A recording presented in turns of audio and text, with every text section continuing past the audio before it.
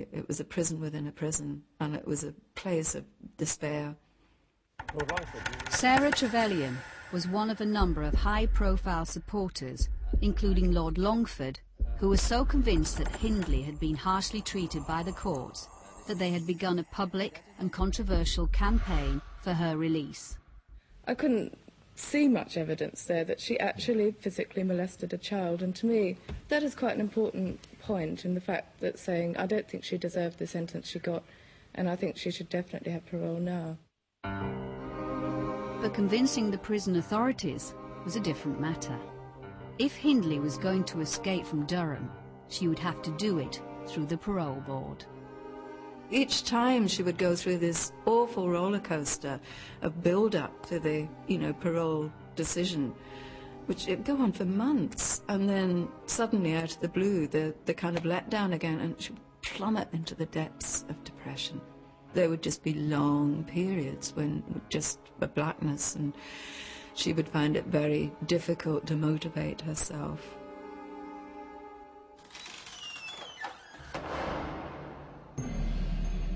What Hindley hadn't counted on was that there could be no chance of parole until she stopped claiming innocence and started showing remorse for her crimes.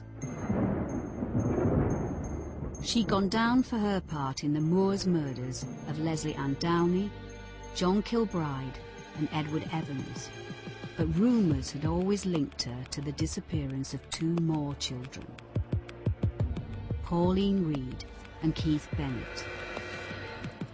In Manchester, Keith's mother, Winnie, had been kept in the dark over the loss of their eldest son for 20 years. I knew Keith would never be found because Brady and Hindley had had him and murdered him. That was in my mind, but it was proving it that was the point.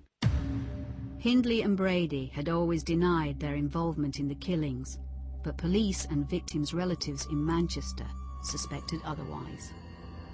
There's one time, and this woman come towards me, she said, "You're Mrs. Johnson, aren't you?" So I said, "Yeah." She said, "Well, you know what they've done to Keith, don't you?" I said, "No." She said, "They cut him up and give him to the pigs." Well, my mum went berserk. "Why don't you leave the poor bloody woman alone? She's gone to Reno." Soon Winnie would have her answer, and Hindley would leave her supporters betrayed. I believed what she told me was the truth as far as she knew it. Subsequently discovered there was a lot that she didn't tell me. Hindley was about to come clean, but the revelations would cement her reputation as Britain's personification of evil.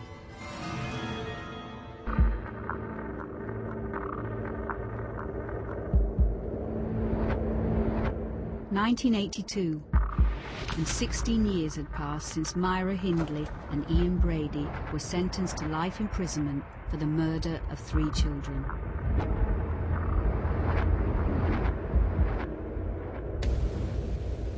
Four governments had come and gone, but attitudes towards Hindley remained unchanged, and she had spent nearly half her life inside campaigning for her release. Now a move to a more open prison signalled that parole might at last be a possibility for Britain's longest-serving female prisoner. Because she wasn't treated as a normal prisoner, she was a special celeb con, so she had special perks. Loathing from the public on the outside was translated personally to Hindley by inmates on the inside, some of whom will only speak out if their identity remains hidden. We had a lot of trouble with the officers because basically they were on her side. She was treated totally different to any other prisoner that I've ever seen before.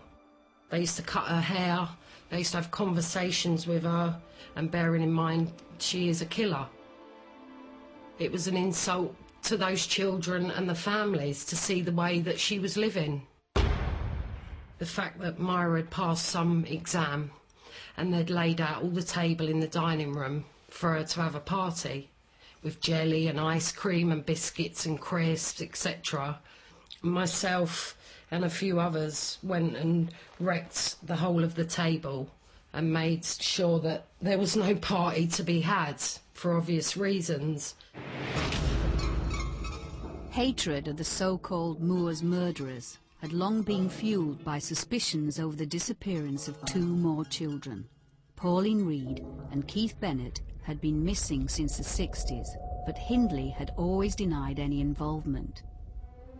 By 1985, parole was a possibility, and Hindley had finally started prison counselling in an effort to face up to her crimes, something that she had been unwilling or unable to do until now. Nobody really ever asked her.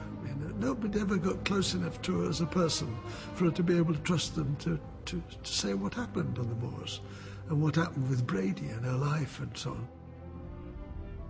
Hindley had met Reverend Peter Timms, a prison counsellor, through Lord Longford.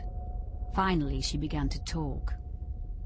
She just went through the whole sad saga of what had happened, really. She talked the facts. I mean, she talked the facts very adequately and thoroughly.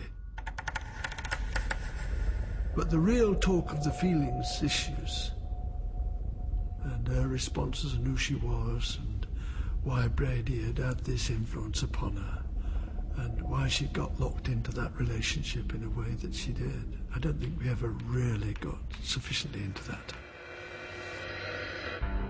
Hindley's confessions to Timms remained secret until 1986, when she was forced to show her hand. She had dealt with some of the ghosts from her past, but she hadn't counted on the intervention of another one. Ian Brady. From his prison cell, he exposed her lies. He and Hindley had killed 2 more children, Pauline Reed and Keith Bennett, and buried them on the moors. Why did he confess at that time? And it's possible that he felt that she was making some progress in her campaign to be eventually liberated, and he wanted to make sure that she wouldn't stand a chance. I don't know. The governor rang me at home and put Myra on the phone.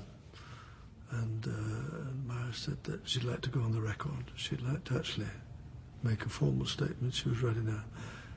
I tried to dissuade her from doing that, I confess. I said, look, you really ought to give yourself a week or a fortnight rest and then think about it.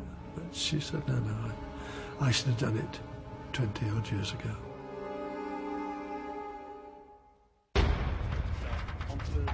Manchester police came to Cookham Wood Prison. Hindley, forced into a corner by Brady's confessions, finally admitted her involvement in the 3 murders she'd been convicted of, and those of Pauline Reed and Keith Bennett. I've agreed to help the Manchester police in any way possible, and have today identified from photographs and maps places that I know were of particular interest to Ian Brady, some of which I visited with him. In spite of 22 years' passage of time, I have searched my heart and memory and given whatever help I can to the police. But Hindley's revelations came at a huge personal cost. She had always denied all knowledge of the child murders. Now her public confessions left 2 more families destroyed and her supporters reeling. I felt sick, physically sick, when this emerged. Confused, and I had this very good relationship with Myra, really, and I'm very, very fond of her and truly supported her through all of these years, and I've done a lot of work on this campaign for her to try and, to see that she would have a chance of being released. When this came to light, it was, just gutted, sick. She was a murderer, and I believed she wasn't. I just thought, she's Myra. I desperately wanted her to believe her. We sometimes had such fun. I so wanted her to believe her. But I'll never forgive her. And God will never forgive her neither, and may she rot in hell. If I had the opportunity, I would have killed her, because I had that much anger in me. I must admit,